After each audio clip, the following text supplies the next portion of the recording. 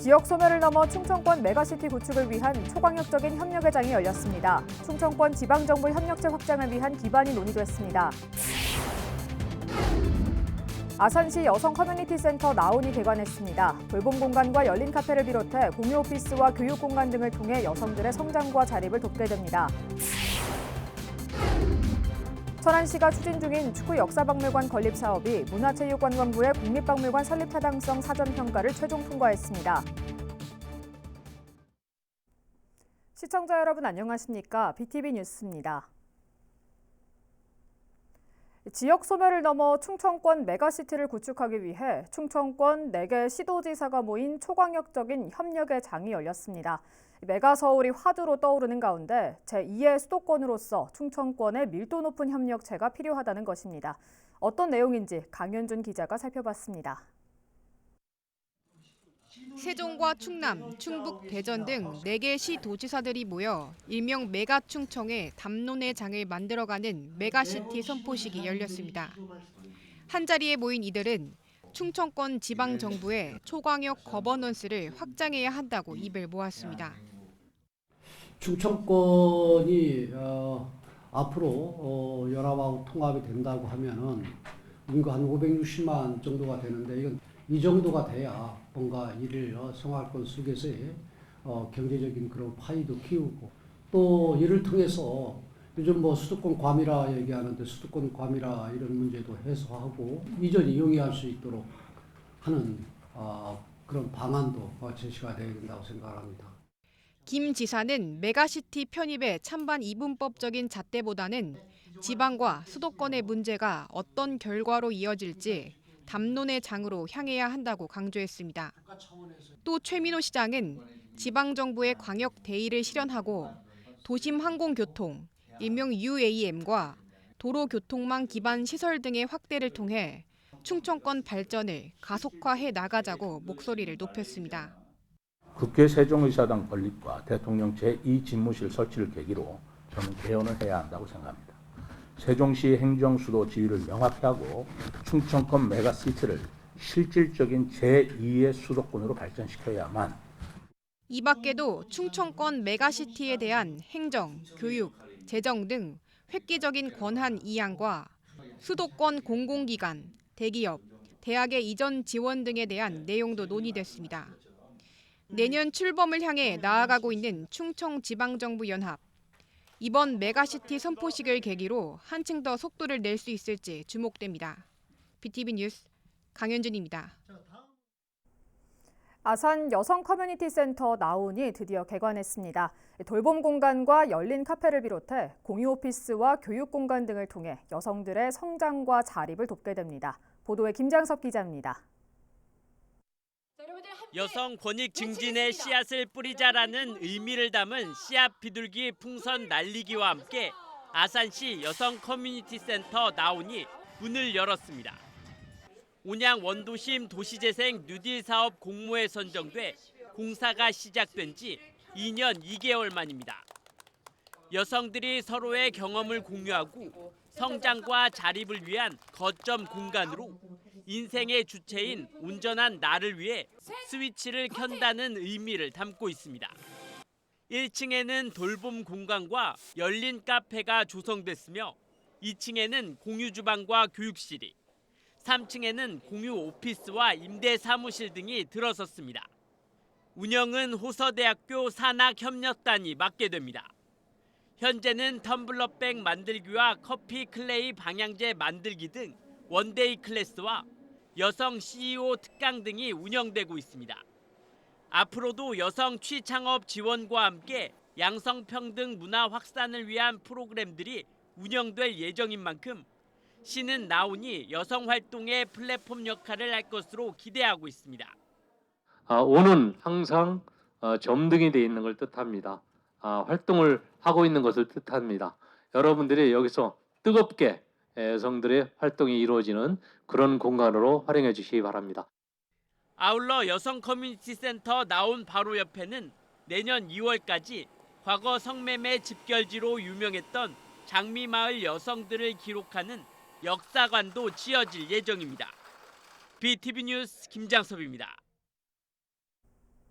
천안시가 추진 중인 축구 역사박물관 건립 사업이 문화체육관광부의 국립박물관 설립 타당성 사전평가를 최종 통과했습니다.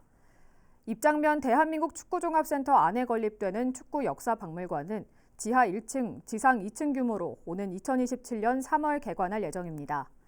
박물관은 한국 축구의 역사와 유물을 전시하고 체험하는 공간으로 조성됩니다. 지난 8월 진행된 세종 조치원 복숭아 축제가 약 13억 원의 경제적 효과를 거뒀지만 복숭아 판매 물량 부족은 아쉬운 점으로 지적됐습니다. 세종시는 축제 보고회를 통해 복숭아 홍보 판매전과 디저트 카페 등을 추진한 결과 경제적 효과가 13억 원에 달했다는 분석이 나왔다고 밝혔습니다.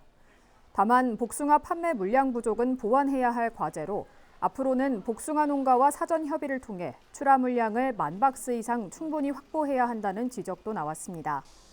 세종시는 이번 보고회 제안을 토대로 내년 축제는 세종시 전역으로 확대하고 폭염에 대비해 야간 문화 레저 프로그램을 강화 개최하는 방안을 검토해 나갈 계획입니다. 지난달 열린 2023 빵빵데이 천안 행사의 만족도가 매우 높게 나타났습니다. 천안시가 행사를 방문한 방문객과 제과업체 등 1,289명을 대상으로 온라인 설문조사를 실시한 결과 응답자의 94%가 만족한다고 답했습니다. 응답자 가운데 94%는 재방문 의사가 있다고 답했고 참여업체 70%는 전주보다 매출이 20% 이상 증가한 것으로 나타났습니다. 한편 빵빵데이 행사가 열리는 지난 10월 한 달 동안 지역 제과업체에서 사용한 농산물은 총 16개 품목 13.7톤으로 집계됐습니다.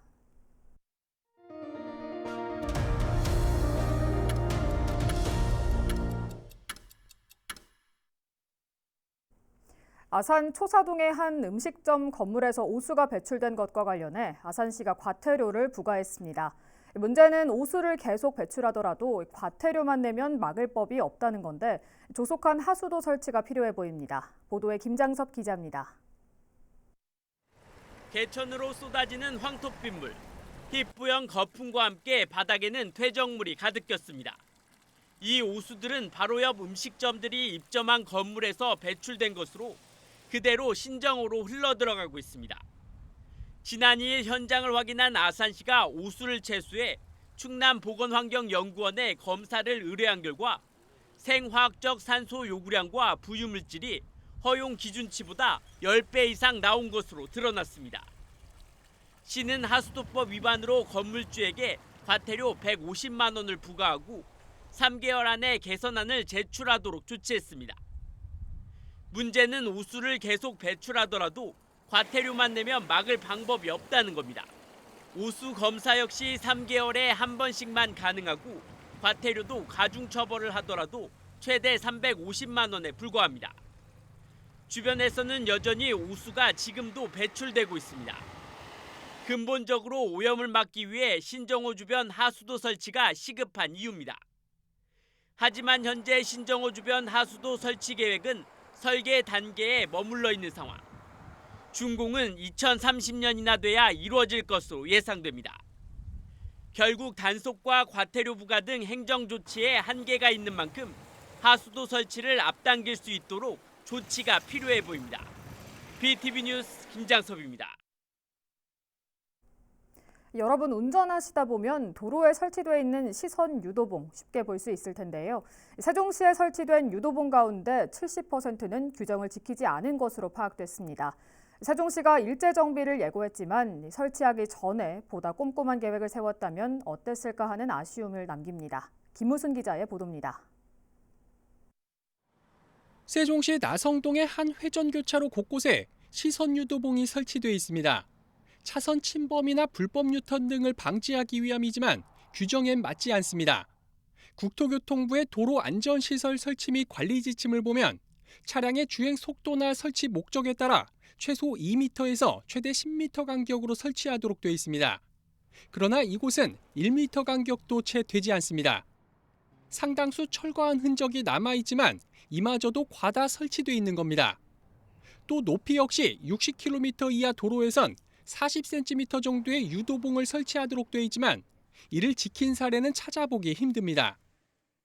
도로 위의 섬이라고 불리는 안전지대입니다. 사람이나 자동차의 피신처로 위급 상황에선 임시로 정차할 수 있는 곳이지만 이처럼 시선 유도봉의 설치로 인해 자동차의 진입이 아예 차단돼 버렸습니다. 이건 역시 규정 위반입니다. 실제 세종시가 지난 상반기 중 도로 안전시설에 대해 전수조사한 용역 결과에 따르면 동지역은 765곳 중 533곳이 규정 위반이었습니다. 비율로 환산하면 70%에 이릅니다. 또 읍면 지역도 이와 비슷한 72%에 달했습니다. 아울러 오래돼 변색되거나 파손돼 있는 곳도 세종시 전체적으로 200여 곳에 달했습니다. 세종시는 우선 동지역에 대해 규정 위반이나 파손 시설을 1차적으로 정비한 후 읍면 지역까지 확대해 나갈 계획이라고 밝혔습니다. 올해 말까지 불량이나 파손된 거, 규정 위반된 것은 그 결과가 나오면은 다음 주부터라도 도로관리사업소에서는 이제 추진한다고 하니까 철거를 올해 말까지 안 되면은 내년 초까지 상반기 정도는 거의 완료될 것 같다고. 결국 규정에 맞지 않게 설치된 상당 구간의 시선 유도봉이 철거될 걸로 보입니다. 그러나 이를 바라보는 시민들의 시선은 엇갈립니다. 이런 거는 괜찮은데 넓은 데에다 세우는 거는 좀 그렇다고는 보기는 봐요. 국도 주차해놓으면은 못 다니기 때문에 괜찮다고 보는데 저는. 불법 주정차 방지와 시민들의 민원 등에 떠밀려 그때그때 무분별하게 설치된 도로 안전시설물. 앞으로는 도로를 면밀히 살펴 꼭 필요한 곳에만 설치하고자 하는 꼼꼼한 계획이 필요해 보입니다. BTV 뉴스 김우순입니다. 바야흐로 김장철입니다.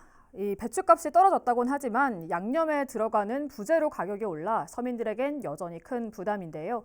천안시 복지재단이 소외계층을 위한 김장 나눔 행사를 열었습니다. 송용환 기자가 다녀왔습니다. 잘 절인 배추에 빨간 양념을 정성껏 버무립니다.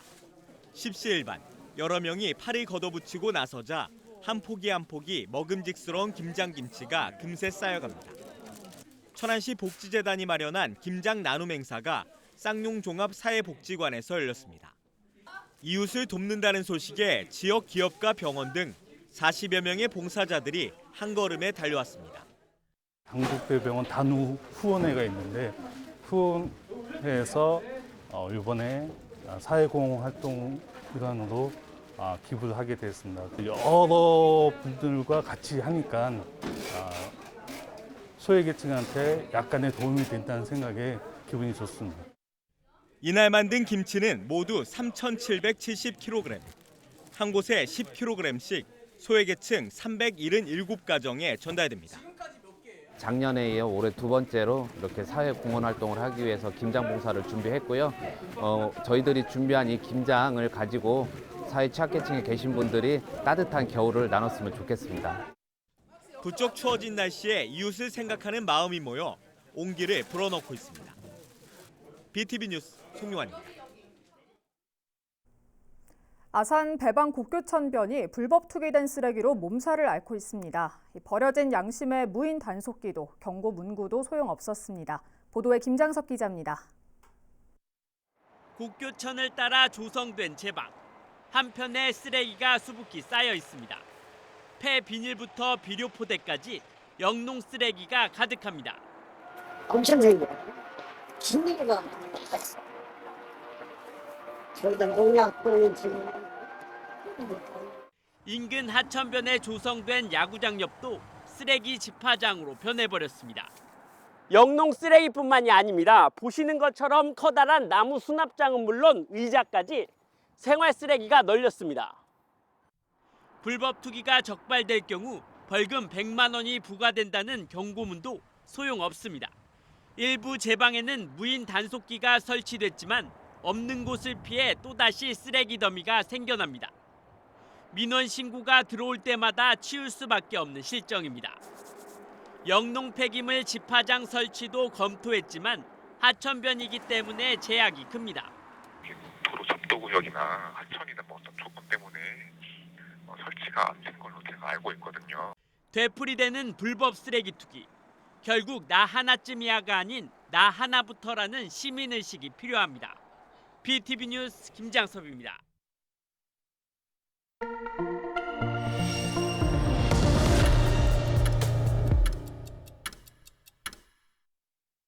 우리 지역 정보와 소식으로 이어갑니다. 천안시가 문성동 자유골목형 상점가를 천안시 제2호 골목형 상점가로 지정했습니다. 골목형 상점가는 소상공인이 밀집한 구역을 지정해 전통시장에 준하는 지원을 받을 수 있도록 하는 제도입니다. 온누리 상품권 가맹점 등록과 시설 경영 현대화 사업, 상인교육 등의 혜택과 국도비 지원 공모 사업에도 참여할 수 있습니다. 천안시는 오는 27일까지 천안사랑 상품권 부정 유통 일제 단속을 벌입니다.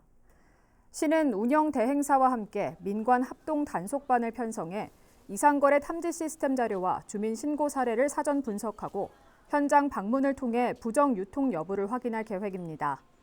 부정 유통 행위가 적발될 경우엔 가맹점 등록 취소 또는 2천만 원 이하의 과태료가 부과됩니다.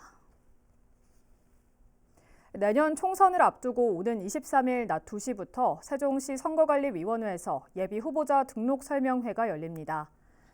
이날 설명회에서는 예비후보자 등록 신청 방법을 비롯해 각종 신고 사항과 선거 운동 방법 등에 대한 안내가 이뤄질 예정으로 시 선관위는 입후보 예정자 등이 꼭 참석해 줄 것을 당부했습니다. 한편 내년 4월 10일 치러지는 제22대 총선의 예비후보자 등록 신청은 다음 달 12일부터 시작됩니다. 오는 24일부터 사흘 동안 국립세종수목원에서 반려식물 키트 산업전이 열립니다. 반려식물 문화 확산과 관련 산업 활성화를 위해 마련된 이번 행사에서는 반려식물 키트 판매 부스 운영을 비롯해 관련 토크쇼와 무료 체험 행사 등 다양한 프로그램이 진행됩니다. 지난 2021년부터 열리고 있는 이번 산업전의 보다 자세한 내용은 세종수목원 누리집을 통해 확인할 수 있습니다. 천안시가 성성호수공원 천안 UCC몰 아트홀에서 모두 3가지 테마를 담은 천안예술축제를 엽니다.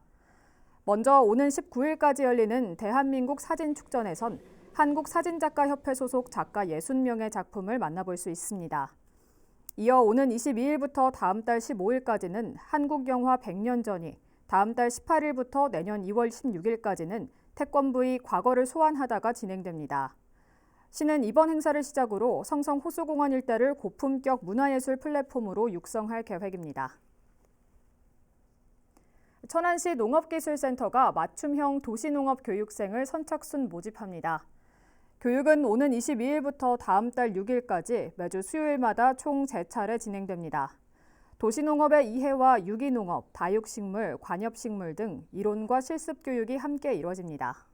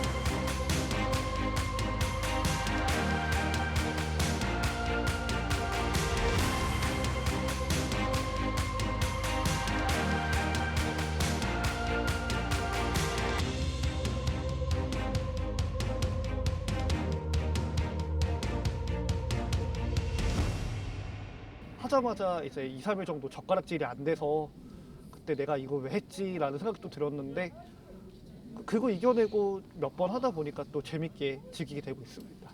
클라이밍이 크게 3가지가 있는데 일단 볼더링하고 그다음 스피드, 저희가 지금 하고 있는 게 리드라고 하는 건데 리드 같은 경우에는 줄을 잡아주는 사람이 있어야만이 진행이 가능한 거고요.